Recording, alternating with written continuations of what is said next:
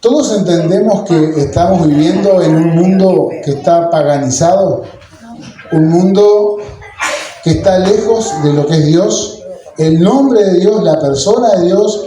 Si uno dice Jesucristo, muchas veces puede sonar fuerte y hasta te pueden decir, no se habla de religión. A Dios se le ha quitado de las escuelas. Ya si alguien ora para comenzar una clase escolar o algo, ya sería una falta de respeto porque se ha entendido y mal entendido en la laicidad. No, la escuela es laica, gratuita, obligatoria, los centros también de estudio. Y la laicidad es que se puede hablar de todo. Vos podés hablar de lo que sea en cualquier lado. Pero vos mencionás la persona de Jesucristo por sobre todo. La persona de Jesús y ya hay un ruido, hay un problema. Y eso no lo podemos negar porque lo vivimos en lo cotidiano. El que estudia, el que trabaja, es como que todas las actividades que por tradición de los antiguos, de años, muchos tiempos, de siglos, se han venido manteniendo, hoy en día, cuando hay una celebración a escala mundial, cada vez tiene menos adeptos. O sea, la Pascua, la Navidad, cada actividad que la iglesia realiza y lanza por tradición y para recordar, cada vez hay menos gente que apoya esas organizaciones. Estamos todos de acuerdo que vivimos en un mundo que nos rodea, que no es favorable al mensaje que vamos a enseñar, al que hemos creído, al Evangelio de un Jesucristo resucitado, que da vida al creyente y salva a todo aquel que cree.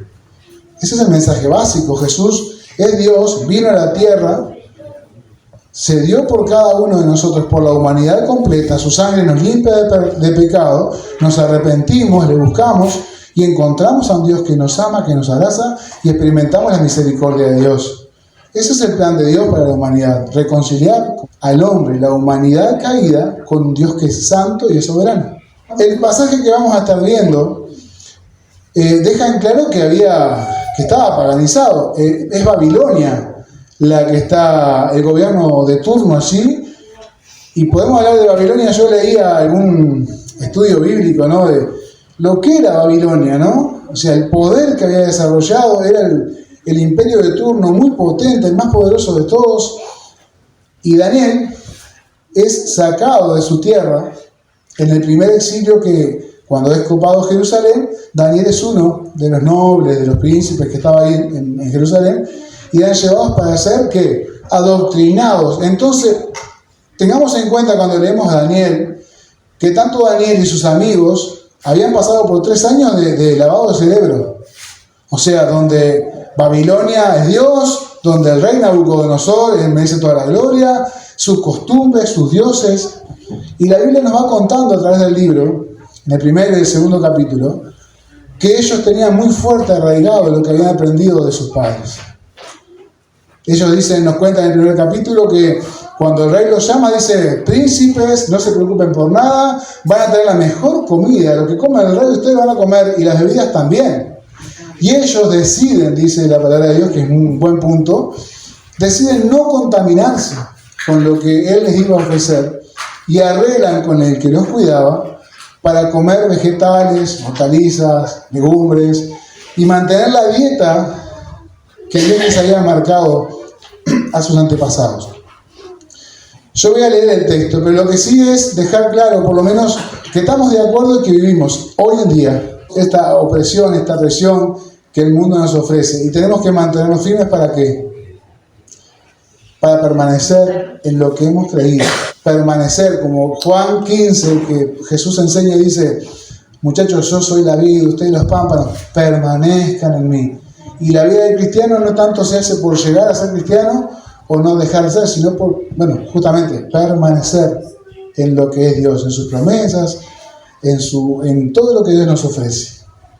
Así que, como frase desde día que encontramos no solamente en el pasaje de hoy, en la palabra de Dios, que el permanecer firmes en lo que creemos es el gran desafío.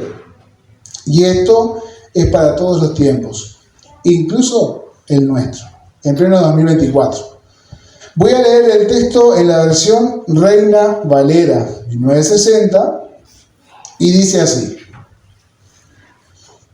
el rey Nabucodonosor hizo una estatua de oro, cuya altura era de 60 codos y su anchura de 6 codos. La levantó en el campo de Dura, en la provincia de Babilonia, y envió el rey Nabucodonosor a que se reuniesen los sátrapas, los magistrados y capitanes, oidores, tesoreros, consejeros, jueces y todos los gobernadores de las provincias, para que viniesen a la dedicación de la estatua que el rey Nabucodonosor había levantado. Verso 3. Fueron, pues, reunidos los sátrapas, magistrados, capitanes, oidores, tesoreros, consejeros, jueces y todos los gobernadores de las provincias a la dedicación de la estatua que el rey Nabucodonosor había levantado. Y estaban en pie delante de la estatua que ¿quién había levantado? El rey Nabucodonosor. Y bueno, y el pregonero anunciaba en alta voz: mándese a vosotros, oh pueblos, naciones y lenguas, que al oír el son de la bocina, de la flauta, del tamboril, del arpa, del salterio, de la zampoña y de todo instrumento de música, os postréis y adoréis la estatua de oro que el rey Nabucodonosor ha levantado. Verso 6. Y cualquiera que no se postre y adore inmediatamente será echado dentro de un horno de fuego ardiendo. Por lo cual, al oír todos los pueblos el son de la bocina, de la flauta, del tamboril, del arpa, del salterio, de la zampoña y de todo instrumento de música, todos los pueblos, naciones y lenguas se postraron y adoraron la estatua de oro que el rey Nabucodonosor había levantado. Por esto, en aquel tiempo, algunos varones caldeos vinieron y acusaron maliciosamente a los judíos. Hablaron y dijeron al rey Nabucodonosor: Rey, para siempre vive.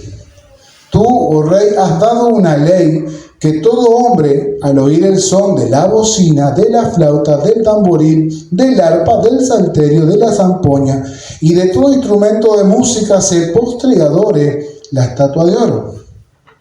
Y el que no se postre y adore, sea echado dentro de un horno de fuego ardiendo. Hay unos varones judíos, los cuales pusiste sobre los negocios de la provincia de Babilonia, Sadrac, Mesac y Abed-Nego. Estos varones, oh rey, no te han respetado, no adoran tus dioses, ni adoran la estatua de oro que has levantado. Verso 13. Entonces, Nabucodonosor dijo con ira y con enojo que trajesen a Sadrac, Mesac y Abed-Nego. Al instante fueron traídos estos varones delante del rey. Habló Nabucodonosor y les dijo: ¿es verdad, Sadrac, Mesac y Abed-Nego, que vosotros no honráis a mi Dios, ni adoráis la estatua de oro que he levantado? Ahora, pues, ¿estáis dispuestos para que al oír el son de la bocina, de la flauta, del tamboril, del arpa, del salterio, de la zampoña y de todo instrumento de música os postréis y adoréis la estatua que he hecho? Porque si no lo adorareis, en la misma hora seréis echados en medio de un horno de fuego ardiendo. ¿Y qué Dios será aquel que os libre de mis manos? Verso 16.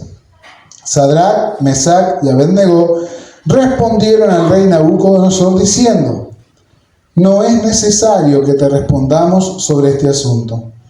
He aquí nuestro Dios, a quien servimos, puede librarnos del horno de fuego ardiendo, y de tu mano, oh rey, nos librará. Y si no, sepas, oh rey, que no serviremos a tus dioses, ni tampoco adoraremos la estatua que has levantado.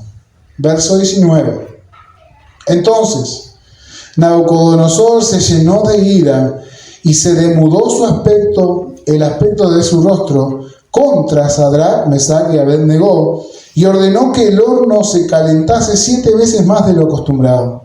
Y mandó a hombres muy vigorosos que tenían su ejército que atasen a Sadrac, Mesac y Abed-Nego para echarlos en el horno de fuego ardiendo. Entonces estos varones fueron atados con sus mantos, sus calzas, sus turbantes y sus vestidos, y fueron echados dentro del horno de fuego ardiendo. Y como la orden del rey era apremiante, y lo habían calentado mucho, la llama del fuego mató a aquellos que habían alzado a Sadrac, Mesac y Abed-Negó. Y estos tres varones, Sadrac, Mesac y Abed-Negó, cayeron atados dentro del horno de fuego ardiendo. Verso 24. Entonces el rey Nabucodonosor se espantó y se levantó apresuradamente y dijo a los de su consejo: ¿no echaron a tres varones atados dentro del fuego? Ellos respondieron al rey: es verdad, oh rey.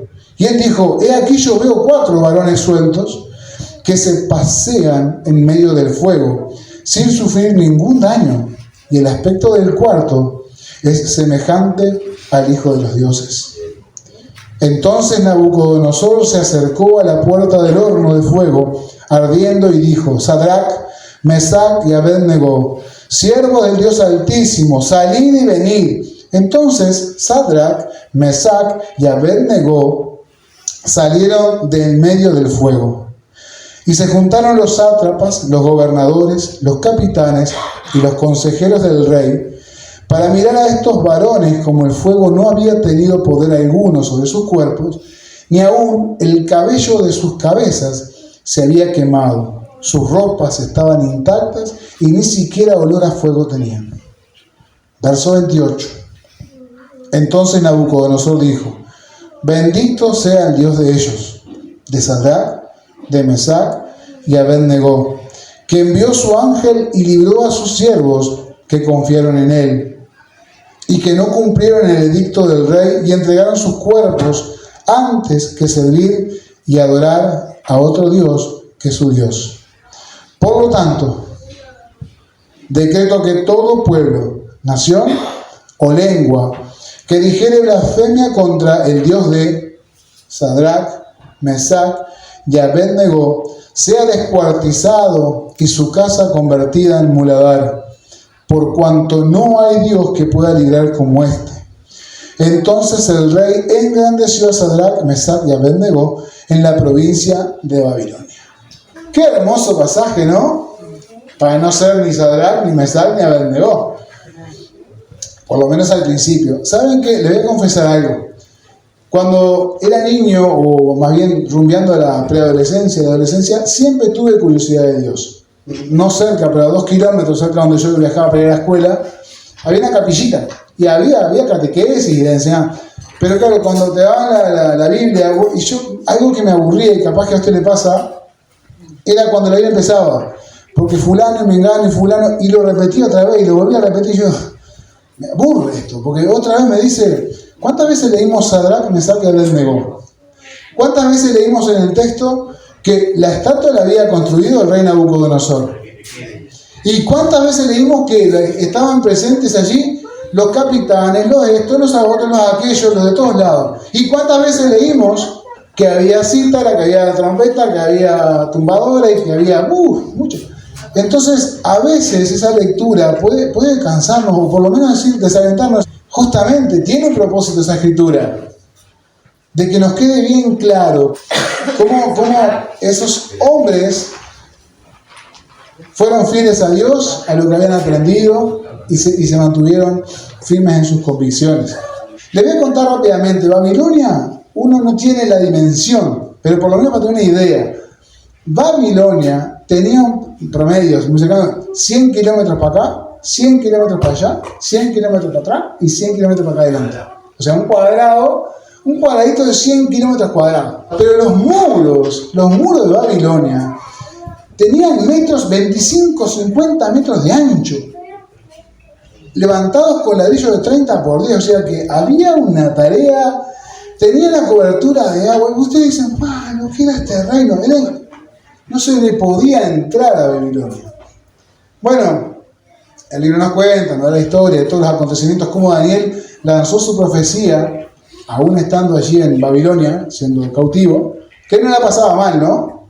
Estamos hablando que él era un personaje que tenía su carrito, era consejero, no estaban dándole un latigazo, ¿no? Uno se imagina a veces tan cautivo y están todos picando piedra y ¡guau, guau! No era el caso, pero tenían la presión de tener todo en contra. ¿Por qué? Porque ellos querían mantenerse firmes a su Dios, al Dios de los cielos, creador de todo. Y uno ve la oración que hace Daniel o en su libro y dice, ¡guau! Esto la tenían re clara. Ahora, teniendo en cuenta esto, ¿qué nos cuenta la historia? Primero, que el rey Nabucodonosor, que era el segundo, tenía un problema de autoestima y quería marcar que él era el poderoso de ese imperio. Nabucodonosor primero, en su invasión a Jerusalén, cae. Entonces, el pueblo de Dios había entendido, cuando Babilonia se retiraba un poquito para nombrar a este Nabucodonosor, entonces dijeron, Dios nos está ayudando. No, fue a nombrarse rey y después venía con toda la batucada a tomar Jerusalén y la tomó, la sitió, o sea, la aplastó. Este Nabucodonosor, para que más de 150 provincias tenía en su mando, dice, ¿qué puedo hacer para que los pueblos conozcan que yo soy Nabucodonosor? Que Babilonia es la que manda. El mundo es Babilonia. Y el resto se someten todos. Se le ocurrió la gran idea que nos dice el verso 1. El rey Nabucodonosor hizo una estatuita de 3 metros de ancho, más o menos de acá hasta ahí, por 10 pisos de altura. Yo tuve la oportunidad de estar de 10 pisos de altura, ya conté este testimonio, y 10 pisos de altura es alto, 27 metros, entre 27 y 30 metros. Bueno, una estatua de oro. Si uno lee los historiadores, dice que no podía ser toda de oro, que es madera revestida con oro, pero más allá de esa información, una estatua para adorar. Entonces tenía que anunciarse como el poderoso. Entonces mandó, lo que nos deja claro el pasaje es que mandó a llamar a todos sus subordinados, a todos, no quedó nadie. Y que el evento iba a ser muy importante. ¿Por qué? Porque había una orquesta. Estaba la sinfónica de ese tiempo ahí. No era una presentación de algo nomás. Acá tocaba la sinfónica, los mejores músicos, y cita muchos instrumentos para decir que el evento era muy importante. Y lo repite. Entonces, estaba toda la gente que tenía que estar. Nabucodonosor ahí con su estatua. Miren, adórenme, adórenme, adórenme. Y ríndanse ante Babilonia porque no tienen chance. Él le hace la pregunta a ellos, ¿qué Dios los podrá gritar? Yo soy Dios. Ese era el gran tema de Nabucodonosor. Quería ser Dios. Bueno, se hace esta estatuota de 10 metros, de 10 pisos de alto. Y dice, no pide, ¿no? Dice, al sonar la banda, todo el mundo de rodillas y adórenme. Hay un tema tan puntual, ¿no? Que lo que nos ofrece el mundo para servirlo, ¿no? Y ir bien, tenemos que doblarnos, adorarlo, porque si no, tiene sus consecuencias. Entonces, ¿quién no iba a adorar a ese Dios? Bueno, había unos judíos, vieron que siempre hay unos alcahuetones, eso no falta en ningún lado. Aquellos que laburan en fábrica, en alguna obra grande, o en cualquier empresa donde hay más de 2 personas, ya hay un alcahuete. Parece que se le había escapado a Nabucodonosor que había gente que no le estaba adorando. Entonces, nunca falta ese que estaba mirando todo. Aparte, ¿cómo sabían que ellos no estaban adorando? Porque ellos no estaban postrados tampoco, ¿eh? Los acusadores tenían su falta. Ahora, ellos no se postraron y el rey se puso mal. ¿Estos quiénes son estos judíos? ¿Qué se creen? Atrevidos. Saben que hay un acto muy grande de misericordia de Dios y también aplicada por el rey Nabucodonosor. Porque la orden, ¿cuál era? Aquellos que no cumplieran con el decreto iban a ser echados al horno de fuego. No lo iban a traer al rey para ver si el rey lo juzgaba. Al menos, ¿no? ¿Se entiende? ¿Se ve lo que leímos? Ahí ellos ya tuvieron gracia de parte de Dios soberana, pero también el mismo rey Nabucodonosor, cuando vio quiénes eran, dijo, a ver, esto me laburan bien la provincia de Babilonia, ¿eh? Si yo pierdo a estos 2 monstruos, tengo que meter otros y no son tan inteligentes los otros. ¿Ah? Entonces hace su juego ahí y él mismo los interroga. hermanos, pongámonos un poquito en las botas de estos hombres. Porque una cosa es decir, yo con Cristo voy hasta la muerte, y otra cosa es tener la horca acá. ¿Qué pasó con Pedro? Señor, yo te voy a servir, a morir, ¿qué a las horas? Señor, yo no sé quién es este. ¿Por qué? Porque la situación cambia. Y no tenés solamente un hombre poderoso, tenés el más poderoso de todo el imperio. Todo lo que Babilonia agarraba conquistaba, porque era muy fuerte. Y ese mismo rey que está diciendo, a ver chiquitos, adelante con la gente, ¿no? A ver chiquitos, vean para acá. Es verdad. ¿Cuánto pesa ese es verdad en la realidad cuando nos toca decir, ay, yo creo en Dios, sí, pero bueno, Dios no sabrá que de acá me escapo y no, Dios. A ver, pongámonos un poquito en su lugar. El rey más poderoso de todos, con la ciudad más grande y poderosa de todos, con todo el ejército más grande de todos, todo más grande. Te diré, ¿es verdad que no me adoran? A ver, suena la música, vamos a ver qué está. ¿Y ellos qué hicieron? No, rey.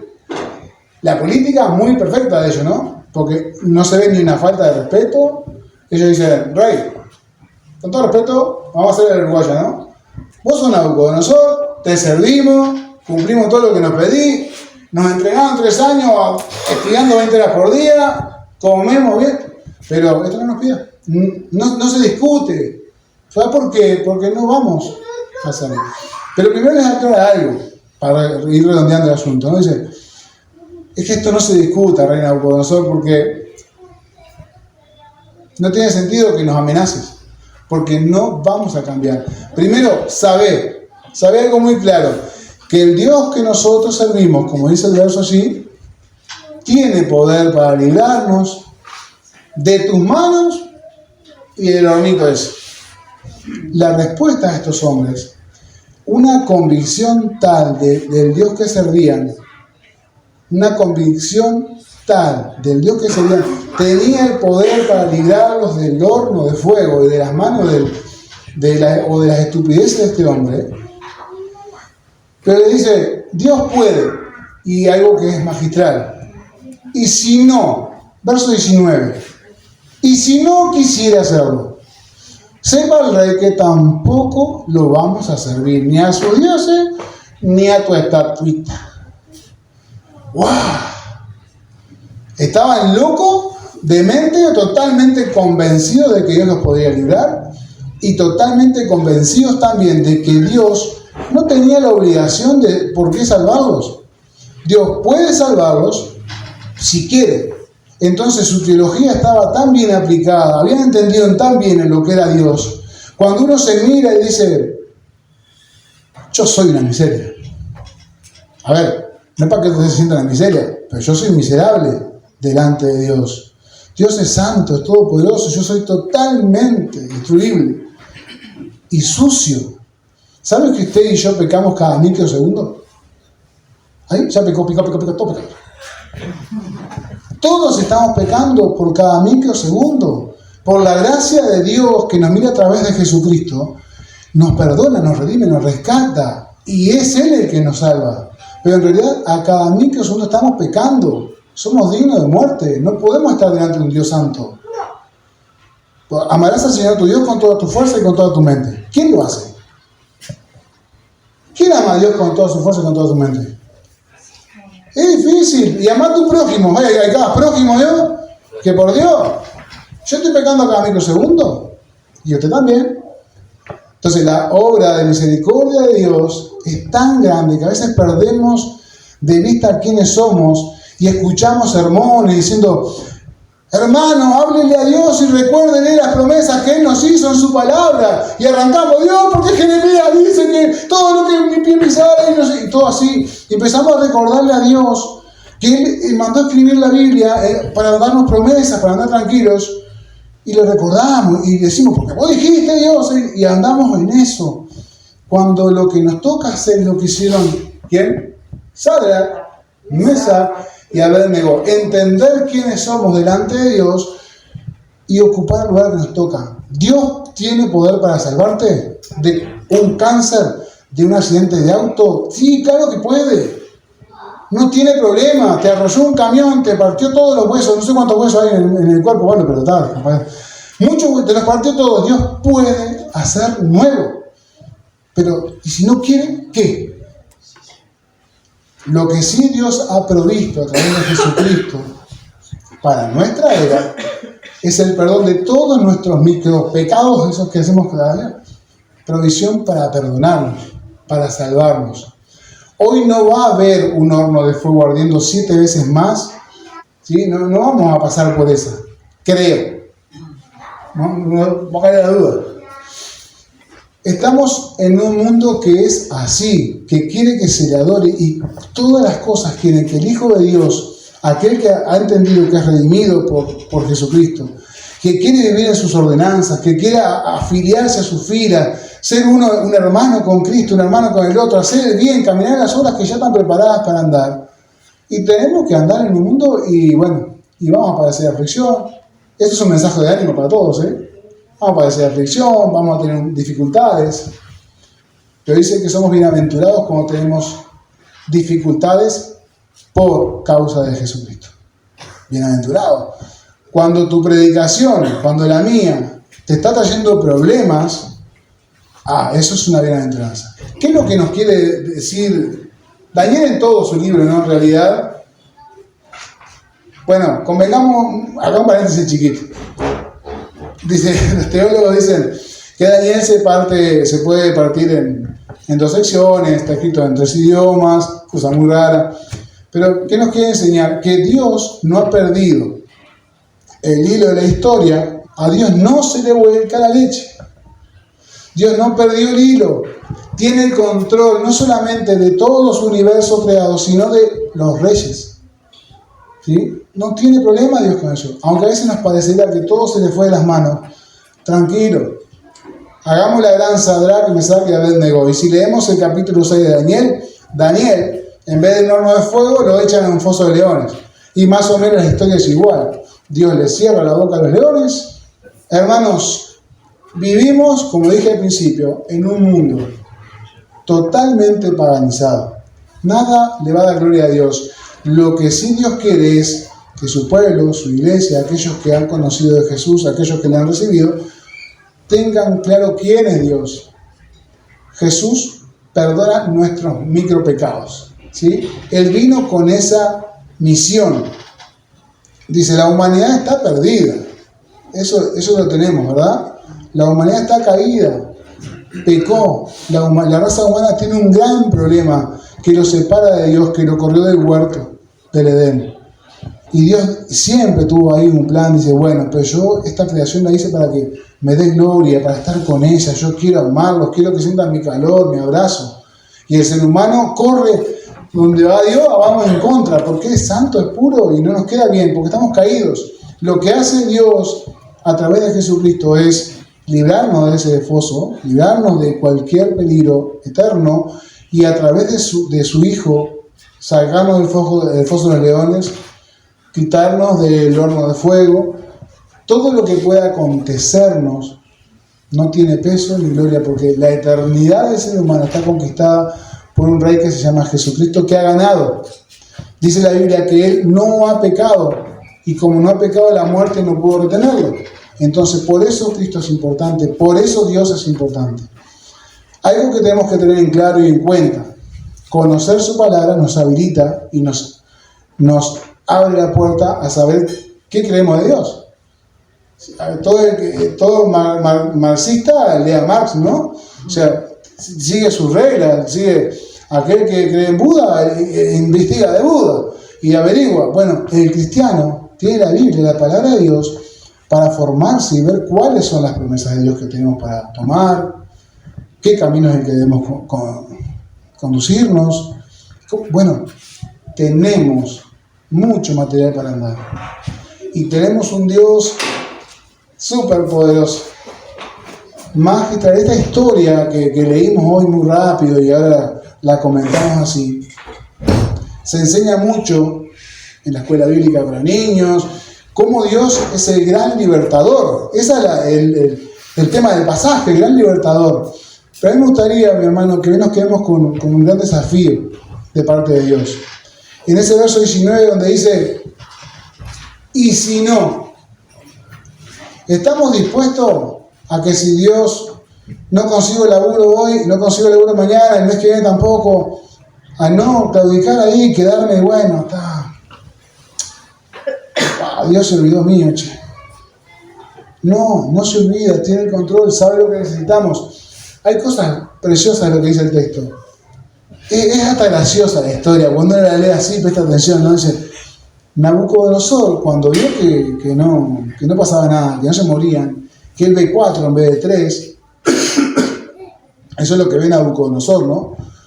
Y hay muchas preguntas, capaz que usted se quedó con el texto y dice, ¿y quién es ese cuarto, Ay, ¿quién es ese cuarto? Unos dicen que Jesús, otros el ángel de Dios. Mirá, lo que Nabucodonosor dice que vio un ángel como de los dioses, ¿no? Ahora yo le pregunto, Sadrach, Mesach y Abednego, ¿vieron a esa persona? ¿Sabían que estaban? Había una alabanza ahí. Había alabanza. ¿Lo vieron? ¿Sabían que eran 4? ¿Sabían que Dios podría librarlos? Si mandaría un ángel, no sabemos. Ellos no sabían cómo iba a hacer. Lo mismo estamos nosotros. Cualquiera sea la situación, Dios tiene el control. No se ha olvidado. Confiemos. Y si no, si la situación no se nos da rápido, que parece que no tiene solución, parece que la economía, la enfermedad, mi padre, mi abuelo, mi tío, mi compañero, mi esposa, mi esposo. Nos toca decidir a nosotros mismos. Tenemos la misma chance que tuvo Sadrach, Mesach y Abednego de plantarnos firmes en las cosas que ya hemos entendido de Dios. Yo estoy seguro que hay mucho más, no me pasa a mí solo, hay mucho más acá que no entiendo un pepino de lo que ya he entendido. Pero Dios no me va a pedir cuenta por lo que yo no entendí, me va a pedir cuenta por lo que yo ya entendí. Entonces, lo que me toca hacer es lo que hicieron estos hombres.